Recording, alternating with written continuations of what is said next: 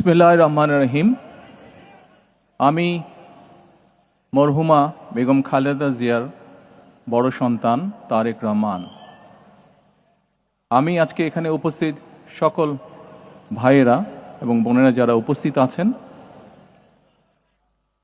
মরহুমা বেগম খালেদা জিয়া জীবিত থাকাকালীন অবস্থায় যদি আপনাদের কারো কাছ থেকে কোনো ঋণ নিয়ে থাকেন, দয়া করে আমার সাথে যোগাযোগ করবেন, আমি সেটি পরিশোধের ব্যবস্থা করব ইনশাআল্লাহ।